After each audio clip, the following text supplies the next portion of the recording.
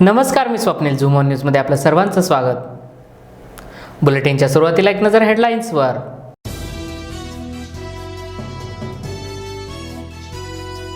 महाविकास आघाडी विकास कामांद्वारे राज्याला पुढे नेण्याचं काम करणार, आदित्य ठाकरे यांचं आश्वासन.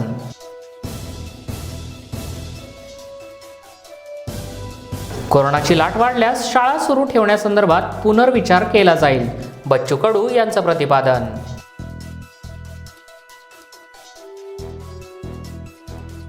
महाराष्ट्रात देखील लव्ह जिहाद कायदा लागू करावा, किरीट सोमय्या यांचं विधान.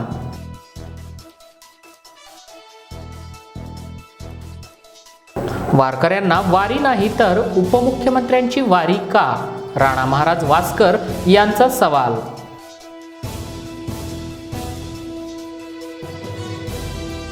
पालघर साधू हत्येनंतर भाजप काढणार जन आक्रोश यात्रा, राम कदम यांचं विधान.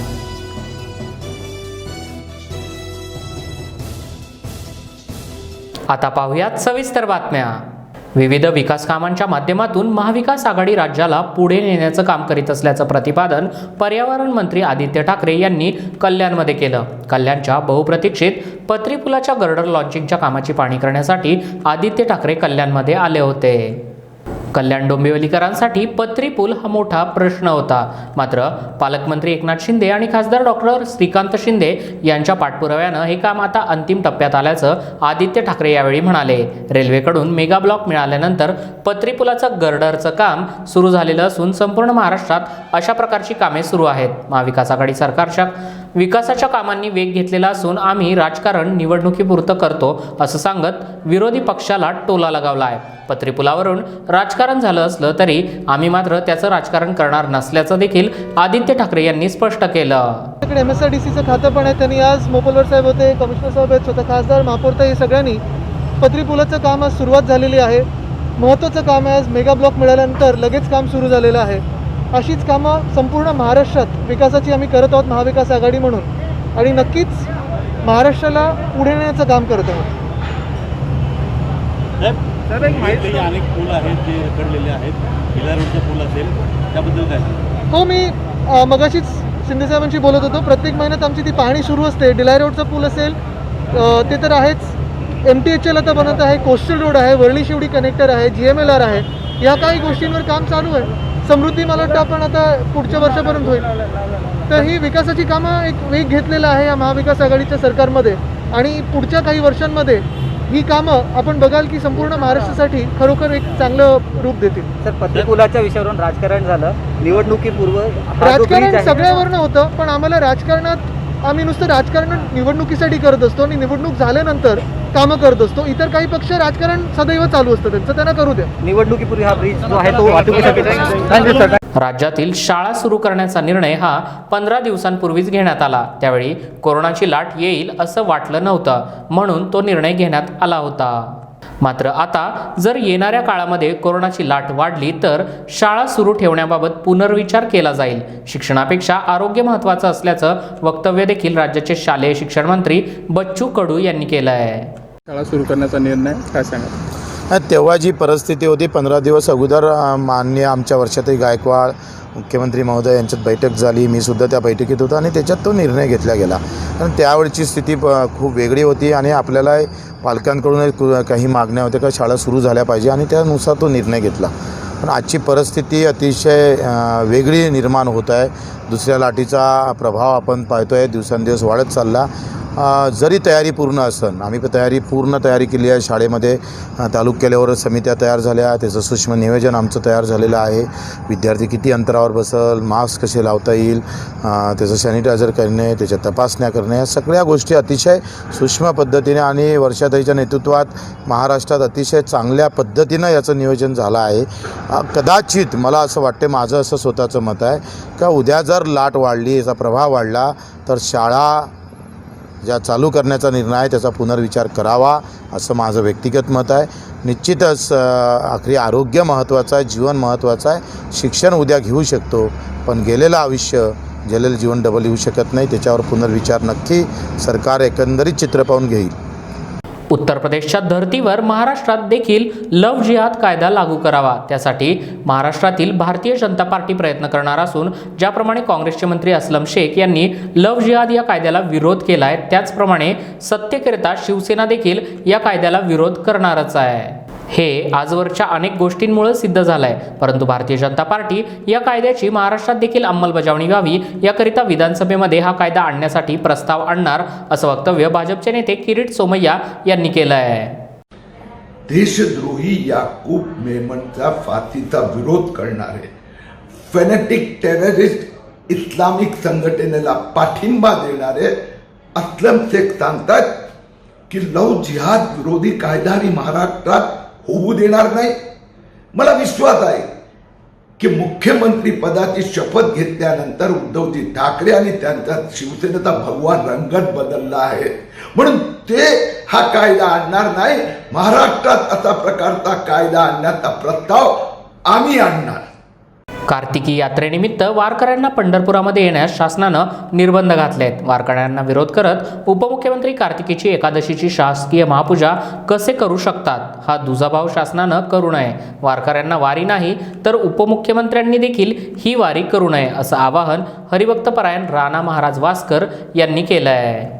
कार्तिकी वारी संदर्भात वारकरी संप्रदायाची भूमिका मांडण्यासाठी महाराज मंडळांनी पत्रकार परिषद घेतली आहे. यावेळी राणा महाराज वासकर, भागवत महाराज चौरे, विष्णू महाराज कबीर, मनोहर महाराज बेलापूरकर, रंगनाथ महाराज राशनकर, जगन्नाथ महाराज देशमुख, देवीदास महाराज ढवळीकर, एकनाथ महाराज हांडे, चैतन्य महाराज देहूकर, गणेश महाराज कराडकर, श्याम महाराज उखळीकर यांच्यासह अन्य महत्त्वाचे महाराज उपस्थित होते. महाराष्ट्र शासनानं कार्तिकी यात्रेसाठी आषाढी वारीप्रमाणे कठोर निर्बंध लादले आहेत. सरकारनं वारकऱ्यांच्या प्रस्तावाकडे दुर्लक्ष केलंय. या पार्श्वभूमीवर कार्तिकी यात्रा समन्वय समितीनं पुढे होणाऱ्या सर्व निवडणूक मतदान प्रक्रियेवर बहिष्कार टाकण्याचा निर्णय जाहीर केला आहे. त्याची सुरुवात येत्या पदवीधर मतदारसंघाच्या निवडणुकीवर बहिष्कार टाकून करण्यात येणार आहे. त्याबरोबरच वारकरी संप्रदायाला एवढे निर्बंध असतील तर मतदान करू नये असा प्रचार करणार असल्याचं देखील त्यांनी सांगितलं आहे.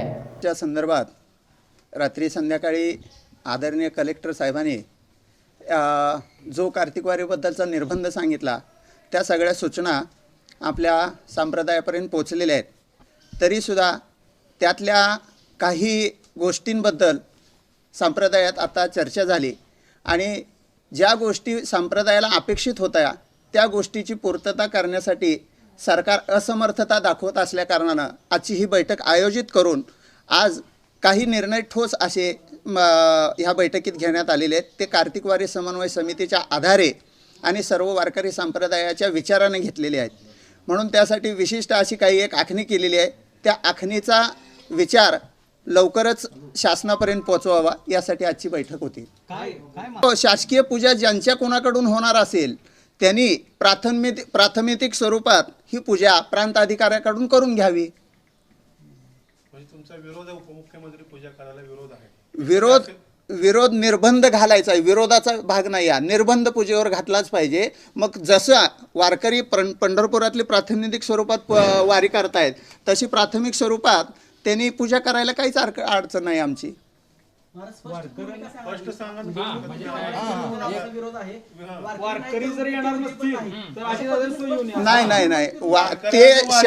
नाही ते शासनाने ठरवावं की आमचा विरोध कुणाला येतो. आमचा विरोध वास्तविक पाहता सगळेच पक्ष आम्ही सगळ्याच पक्षाकडे आम्ही मागणी केलेली आहे. कुठल्या केवळ एकाच पक्षाकडे केली नाही. मग राष्ट्रवादी असो, शिवसेना असो, भाजप असो, काँग्रेस असो अथवा अगदी आमच्या मनसेचे अध्यक्ष असो, ह्या सर्वांशी जाऊन आम्ही चर्चा केलेली आहे. परंतु कुठूनही प्रतिसाद आम्हाला मिळालेला नाही. त्या कारणानं हा निर्णय आम्हा वारकरी संप्रदायाला घेणं भाग पडत आहे.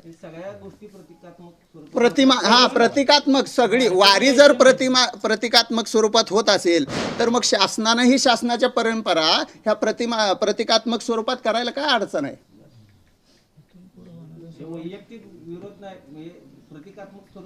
करायला काहीच अडचण नाही आमची.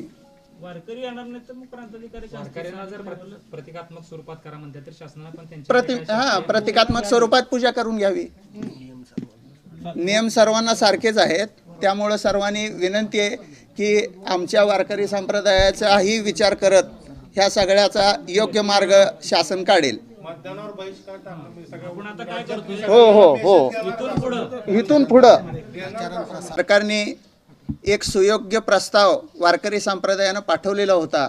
त्या अनुषंगानं कार्तिकवारी घडणं अपेक्षित होतं, परंतु ही कार्तिकवारी आषाढीप्रमाणेच निर्बंधात घालून वारकरी संप्रदायावर प्रशासनाने आणि शासनाने अन्याय केला आहे अशी एक भावना जागृत होऊन जो निर्बंध कार्तिकवारीवर घातलेला आहे त्या निर्बंधाच्या बाबतीत चर्चा करून असा एक कार्तिकवारी समन्वय समितीनं निर्णय घेतलेला आहे की इथून पुढं होणाऱ्या प्रत्येक मतदानावरती वारकरी संप्रदाय, कार्तिकवारी समन्वय समिती व प्रत्येक विठ्ठल भक्त हा त्या प्रत्येक मतावर व मतदान प्रक्रियेवर बहिष्कार टाकत असेल. मग ती मतदार अगदी उद्या पदवीधर मतदारसंघाची होत असलेली जी निवडणूक आहे त्या निवडणुकीपासून ते होणाऱ्या प्रत्येक निवडणुकीवर बहिष्कार टाकणार आहे हे निर्विवाद झालेलं आहे. आणि अशा स्वरूपात निर्बंध जसे वारकरी संप्रदायावर टाकण्यात आले त्याप्रमाणे आमचा वारकरी संप्रदायाचा एक विचार असा आहे की केवळ वारकरी संप्रदायाच्याच परंपरेवर जर गादा येत असेल तर शासकीय पूजा जी काही होते आहे त्याच्यावर, त्या परंपरेवर सुद्धा शासनानं विचार करत ती प्रातिनिधिक स्वरूपात पूजा करावी हा निर्णय घेण्यात आलेला आहे. मी कार्तिकवारी झाल्यानंतर जिथं जिथं पदवीधर मतदारसंघाचे उमेदवार आहेत त्या उमेदवाराच्या क्षेत्रात जाऊन आम्ही असा प्रचार करणार आहोत की सगळे विठ्ठल भक्त आणि वारकरी संप्रदाय यांनी ह्या निवडणुकीवर बहिष्कार टाकावा. हो, कीर्तन प्रवचनातनं हा विषय कीर्तन प्रचार करू. पालघरमध्ये झालेल्या साधूंच्या हत्येनंतर अद्याप देखील कोणत्याही प्रकारची चौकशी न झाल्याच्या निषेधार्थ भाजपचे आमदार राम कदम यांनी जन आक्रोश यात्रेचं आयोजन केलं आहे. राम कदम यांच्या निवासस्थानापासून यात्रेला सुरुवात होणार आहे. आम्ही हातात दिवे घेऊन पालघरला जाणार आहोत. याआधी आमची जनयात्रा या सरकारनं मध्येच थांबवली होती आणि अटक देखील केली होती. हे सरकार आमचा आवाज दाबण्याचा प्रयत्न करत आहे. पालघर हत्याकांडाला 211 दिवस होऊनही अद्याप कारवाई न करण्यात आल्याच्या निषेधार्थ ही यात्रा काढण्यात येणार होती. तसेच राम कदम यांनी हे प्रकरण CBIकडे सोपवण्याची मागणी देखील केली आहे. आम्ही पुन्हा पालघरला साधू संतांच्या सोबत जन आक्रोश यात्रा घेऊन जाऊ. त्याच ठिकाणी जाऊ, त्या भूमीवर जाऊ ज्या ठिकाणी आमच्या संतांची, साधूंची निर्गुण हत्या झाली. हातात दिवे घेऊन जाऊ. ज्या ठिकाणी हत्या झाली त्या भूमीवर त्यांच्या आत्म्याला शांती मिळावी, मोक्ष मिळावा अशी प्रार्थना करू. तिथे जाऊन जयराम श्रीरामचा उद्घोष करू. श्रीराम म्हणणं हे महाराष्ट्राच्या भूमीत हा काही अपराध आहे, गुन्हा आहे. तिथे दिवे लावणं हा काही गुन्हा आहे. संविधानानं दिलेल्या अधिकाराप्रमाणे त्या ठिकाणी जाऊन उपोषण करत महाराष्ट्राच्या सरकारला मागणी करणं की तुम्ही हे प्रकरण CBIला सोपवा. कोणता गुन्हा आहे आमचा? याच्या अगोदर देखील या महाराष्ट्राच्या जुलमी सरकारनं आमची जन आक्रोश यात्रा मध्येच थांबवली. आम्हाला अटका केल्या. आतंकवादी असावेत अशा पद्धतीनं साधू संतांना आम्हाला 1000पेक्षा अधिक पोलीस तैनात करून आमची ती यात्रा रोखण्याचं दुस्साहस या महाराष्ट्राच्या रावणराज सरकारनं केलं. सरकारला आमची चेतावणी आहे, इशारा आहे. आम्ही पुन्हा जाऊ, साधू संतांसोबत जन आक्रोश घेऊन जाऊ. तुम्ही आम्हाला अशा पद्धतीनं रोखू शकत नाही. जोपर्यंत साधू संतांना न्याय मिळत नाही तोपर्यंत आमचा संघर्ष असाच सुरू आहे. पत्रीपूल गर्डर लॉन्चिंगचा सोहळा आयोजित करण्यात आला होता. यासाठी पर्यावरण मंत्री, शिवसेना युवा नेते आदित्य ठाकरे यांनी भेट दिली. त्यांना केलेल्या पुलाचं काम दाखवण्याऐवजी इतर रखडलेल्या पुलांची कामं देखील दाखवा. पत्रीपूल पूर्ण करून वाहतूक कोंडी फुटणार नसून पुलाला जोडणाऱ्या समांतर रोडजवळील जागा शिवसेनेच्या जबाबदार पदाधिकारी आणि माजी महापौर राहिलेल्या व्यक्तीनं बळकावलेली असून मागील 6 महिन्यांपासून वाहतूक कोंडी फोडण्यासाठी महत्त्वाची असलेली ही जागा ताब्यात घेण्यासाठी पालिका प्रशासनाकडे पाठपुरावा करत आहोत. मात्र अद्याप देखील कारवाई करण्यात आलेली नाही आहे. यामुळं आयुक्तांना ही जागा ताब्यात केव्हा घेणार हे विचारण्यासाठी आलो होतो, मात्र आयुक्तांची भेट होऊ शकली नाही. आयुक्तांनी आता वेळ दिली आहे, त्यांच्याशी चर्चा करताना त्यांची भूमिका देखील कळेल. मात्र सत्ताधाऱ्यांच्या कामाची ही पद्धतच आहे, पैसे खाण्यासाठी निविदा काढायच्या आणि कामे रखडवायची. वाहतूक कोंडी आणि जोड रस्ते याबाबत त्यांना काहीही पडलेलं नसून नागरिकांचे हाल होत असल्याचा गंभीर आरोप पाटील यांनी केला. पत्री पुलाकडे येणाऱ्या आमदार पाटील यांच्या ताफ्याला पुलाच्या दुसऱ्याच बाजूला पोलिसांनी रोखले. अखेर आमदारांनी कार्यकर्त्यांसह चालत पश्चिमेला येण्याचा निर्णय घेतला. पश्चिमेकडे आल्यावर त्यांनी पत्रकारांशी संवाद साधला. विलंब झाला आहे, त्याचा निर्लज्जपणे लॉन्चिंग म्हणजे चंद्रयान मंगलयान कसा असतो तसा लॉन्चिंगचा कार्यक्रम आज इथे ठेवला होता. त्या निमित्ताने मी इथे आलो की बघूया चाललंय काय, बघायला पाहिजे. इथला स्थानिक आमदार आहे मी.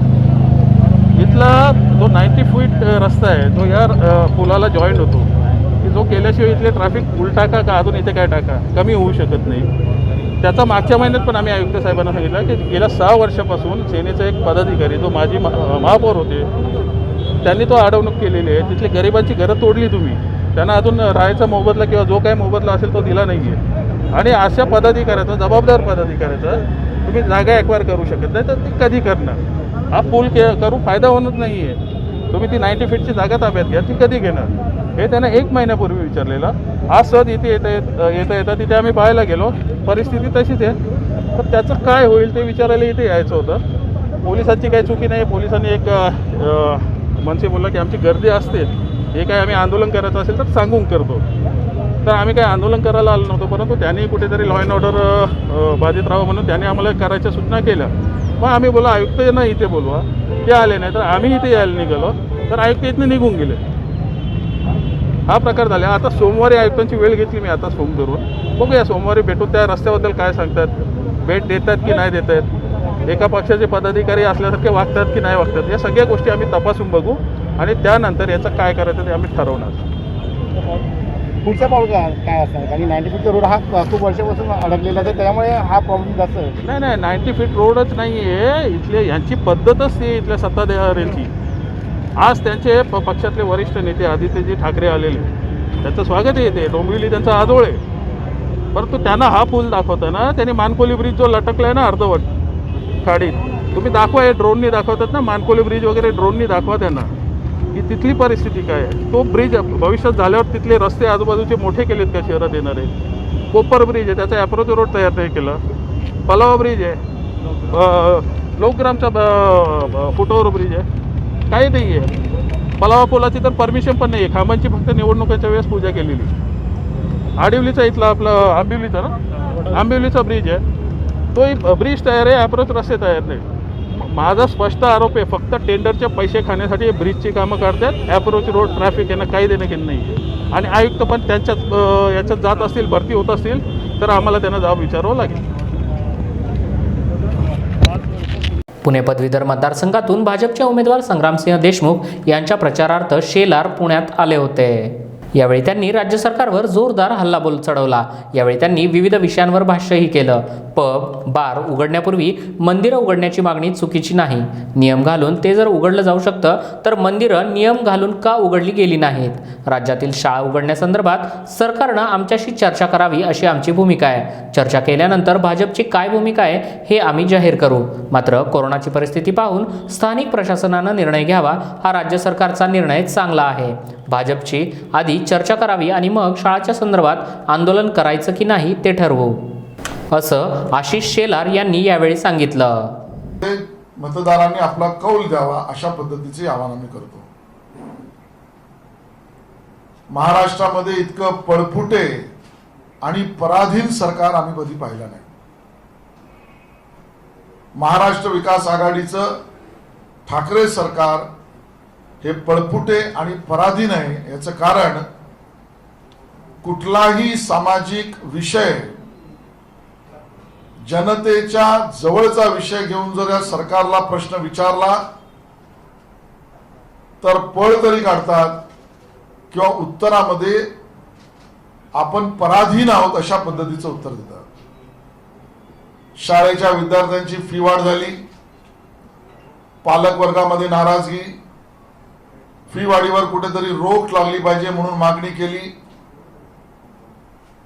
तर सरकारमध्ये बसलेलेच मंत्री उच्च न्यायालयात जाऊन किंवा मंत्र्यांशी संबंधित संस्था उच्च न्यायालयात जाऊन स्थगिती आदेश मिळवतात आणि मग सरकार म्हणते फी वाढ कमी करायची असेल तर कोर्टात जा. रेस्टॉरंट उघडण्याच्या अगोदर मंदिर उघडणं ही मागणी अवाजव नाही.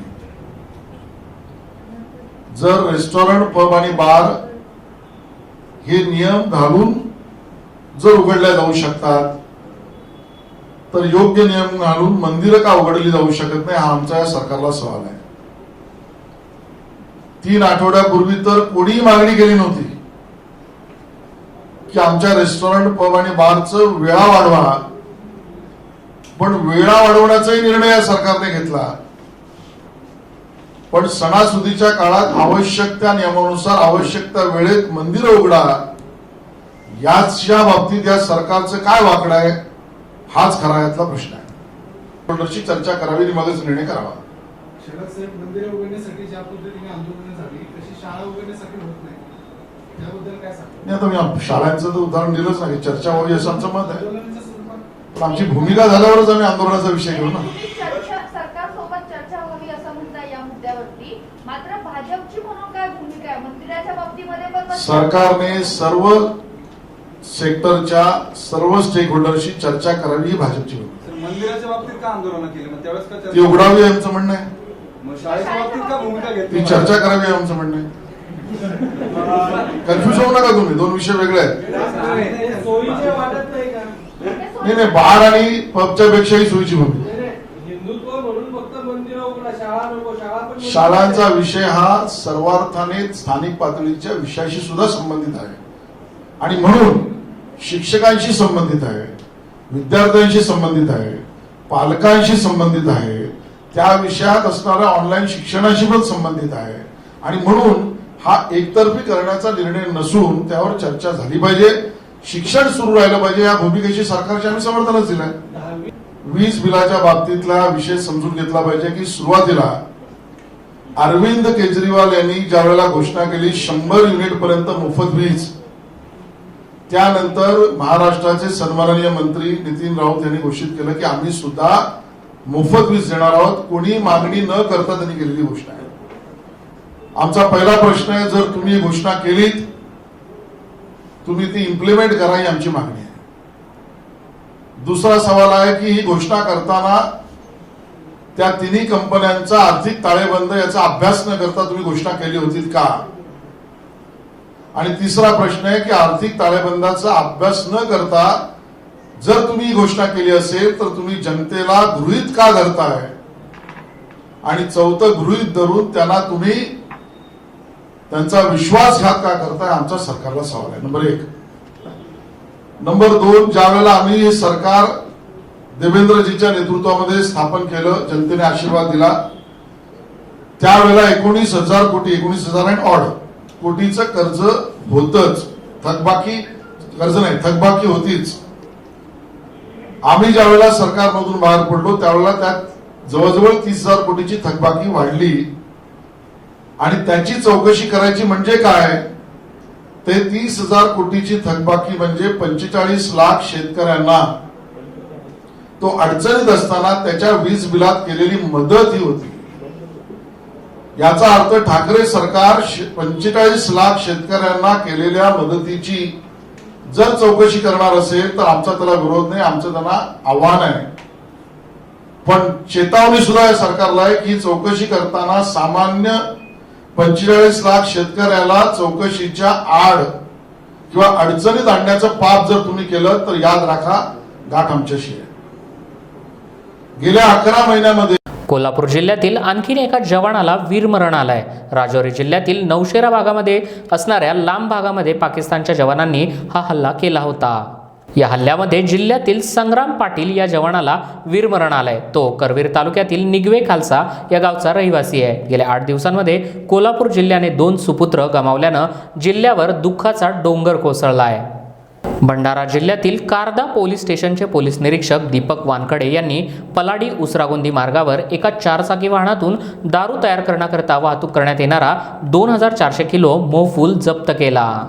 पोलिसांनी 4 चाकी वाहन आणि मोहफूल असा एकूण मिळून 9,16,000 रुपयांचा मुद्देमाल जप्त करून वाहन चालकाला ताब्यात घेतला आहे.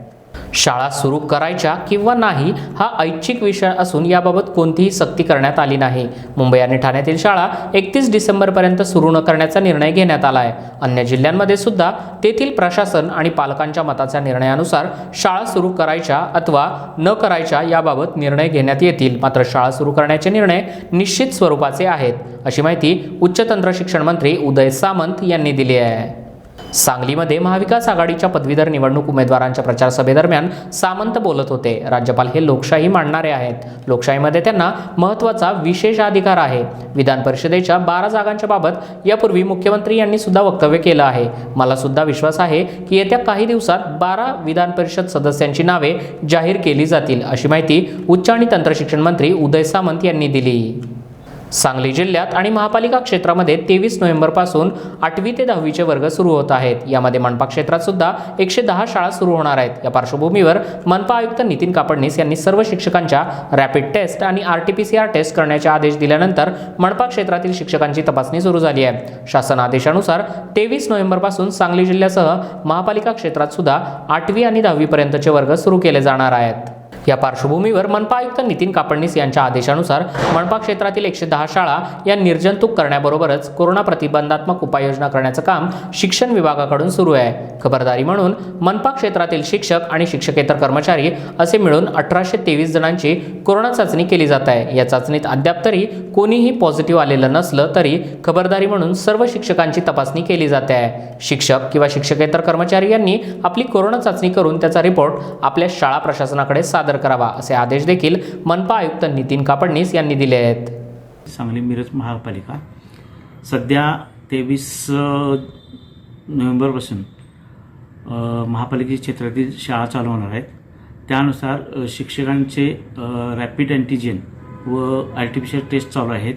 सर्वसाधारण शिक्षक 1300 आहेत आणि शिक्षकेतर कर्मचारी एकूण 523 आहेत.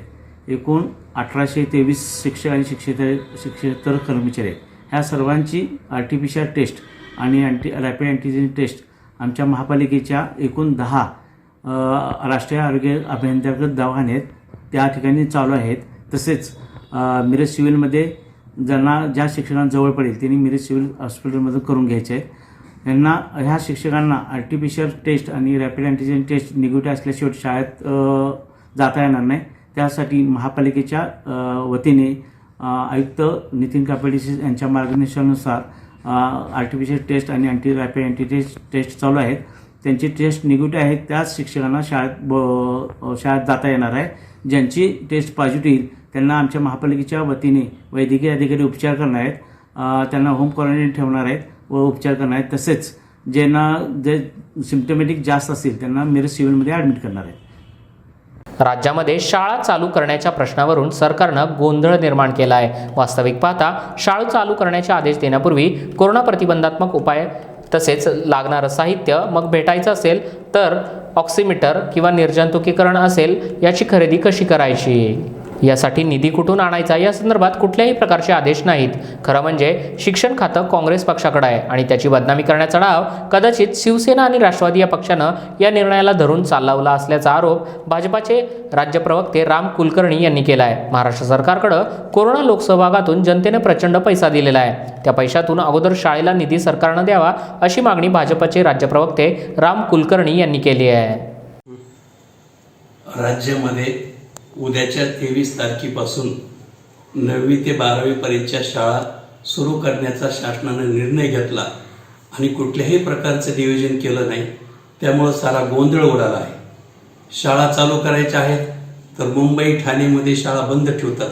मग राज्यामधल्या शाळा चालू कसं काय हा प्रश्न आहे. दुसरीकडे शाळा चालू करताना कोरोना प्रतिबंधक काही उपाययोजना अटी नियम सांगितल्यात. उदाहरणार्थ सॅनिटायझरचा यूज करा, ऑक्सिमीटर यूज करा, मुलांच्या चाचण्या करा. मग हे स्वच्छता असेल, निर्जंतुकीकरण असेल, हे शाळेला साहित्य कोणी द्यायचं? संस्थेकडे पैसे नाही आहेत. शाळा चालू करता म्हणतात आणि कुठल्याही प्रकारचं साहित्य नाही.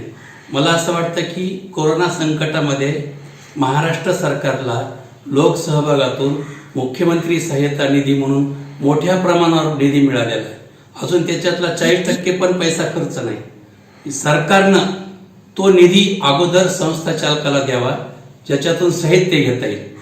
एक गोष्ट खरी आहे की काँग्रेस पक्षाला बदनाम करण्यासाठी शिक्षण क्षेत्रामध्ये गोंधळ शिवसेना आणि राष्ट्रवादीकडून जाणीवपूर्वक सुरू आहे की काय, असं आम्हाला वाटतं. अखिल महाराष्ट्र जनरल कामगार युनियनच्या कामगारांना पालिकेच्या ठेकेदारानं 130 कामगारांना अचानक कामावरून काढल्यानं युनियननं 2 दिवस लाक्षणिक उपोषण केलं होतं. त्याची दखल खासदार राजेंद्र गावित यांनी घेऊन वसई विरार पालिका आयुक्त डी गंगाधरन यांच्याशी चर्चा करून संबंधित ठेकेदारावर कारवाई करण्याचं आश्वासन देऊन काढलेल्या कामगारांना पुन्हा टप्प्याटप्प्यानं घेणार असल्याचं खासदार गावित यांनी यावेळी सांगितलं. केंद्र सरकार कोरोनाचा मुकाबला करण्यात पूर्णपणे अपयशी ठरलं आहे. भाजप शासित राज्यांमध्ये कोरोनाचे रुग्ण दिवसेंदिवस वाढत चालले आहेत. आपलं हे अपयश लपवण्यासाठीच भाजपा धार्मिक कट्टरतेचं राजकारण करत असल्याची घणाघाती टीका मुंबईचे पालकमंत्री अस्लम शेख यांनी शनिवारी पत्रकार परिषदेदरम्यान केली आहे. अस्लम शेख पुढे म्हणाले की दिवसागणिक हजारोंच्या संख्येने तरुणी बेरोजगार होत आहेत. उद्योगधंदे बंद पडत चालले आहेत. लघु उद्योजकांवर बेकारीची कुऱ्हाड कोसळली आहे. अर्थव्यवस्था डबघाईला आलेली आहे. नेपाळ, बांगलादेशसारखे देश आपल्या पुढे जाऊ लागलेत. या सर्व मुद्द्यापासून लक्ष विचलित करण्यासाठी भारतीय जनता पार्टीला कधी तिहेरी तलाक, लव जिहाद तर कधी छटपूजा आणि मंदिरं उघडण्यासारख्या मुद्द्यांचा आधार घ्यावा लागतो. कुठलाही देश शेजारील देशाबरोबर शत्रुत्वाचे संबंध ठेवून स्वतःची प्रगती करून घेऊ शकत नाही.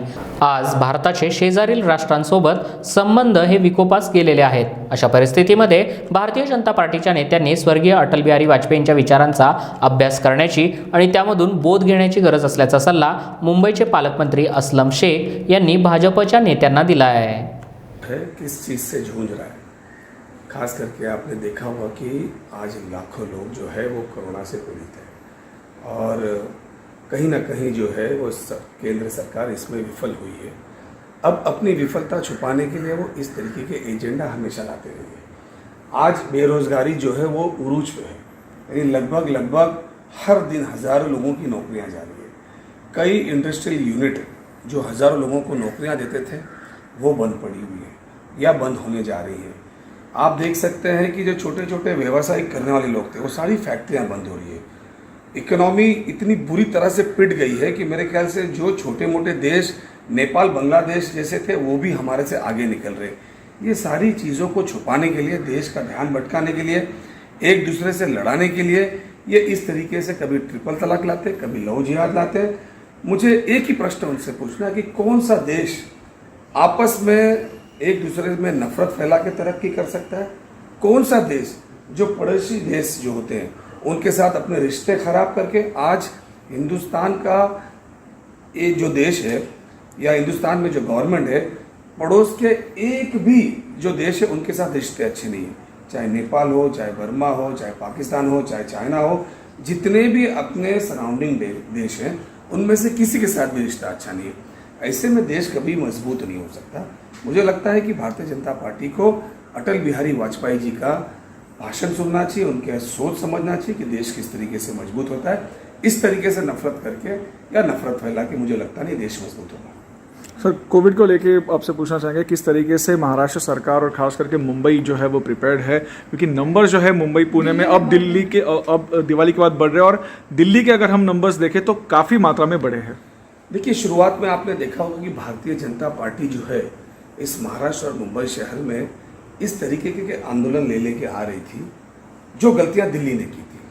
दिल्ली ने अपने सारे मॉल्स खोल दिए थे, दिल्ली ने अपने सारे सिनेमाघर खोल दिए थे, दिल्ली ने जो है अपने सारी धार्मिक स्थलों को खोल दिया था और ऐसा लग रहा था कि कोरोना ख़त्म हो गया.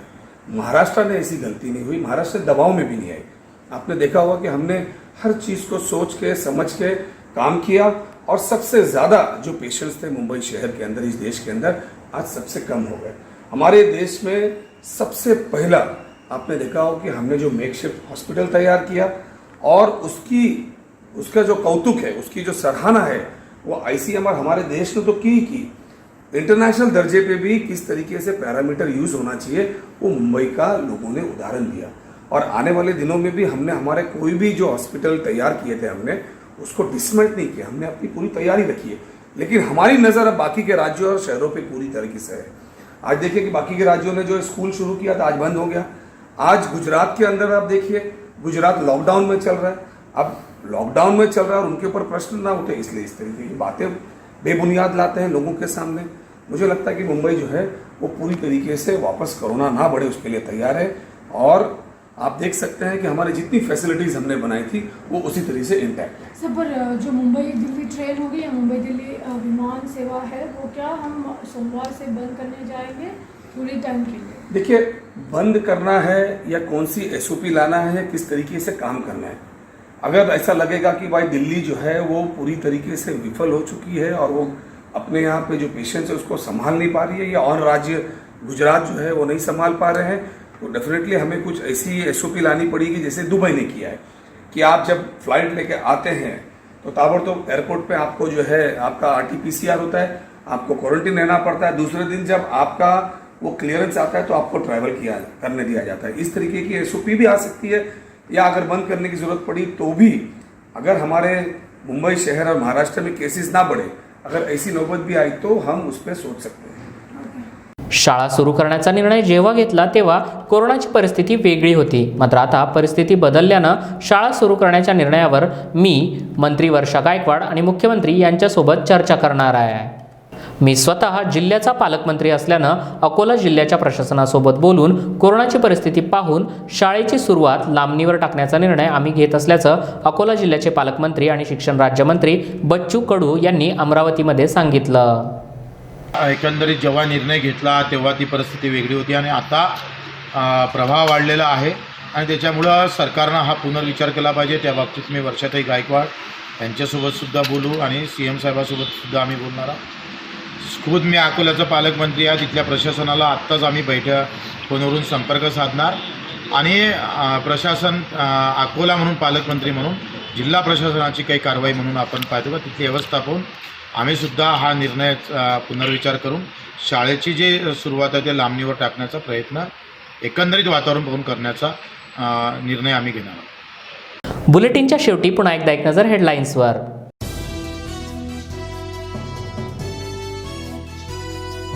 महाविकास आघाडी विकास कामांद्वारे राज्याला पुढे नेण्याचं काम करणार, आदित्य ठाकरे यांचं आश्वासन.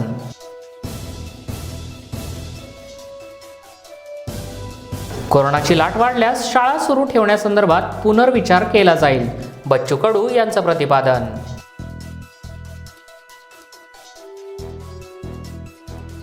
महाराष्ट्रात देखील लव्ह जिहाद कायदा लागू करावा, किरीट सोमय्या यांचं विधान.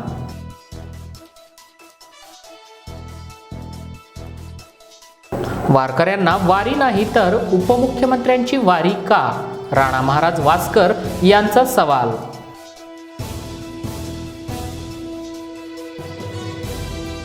पालघर साधू हत्येनंतर भाजप काढणार जन आक्रोश यात्रा, राम कदम यांचं विधान.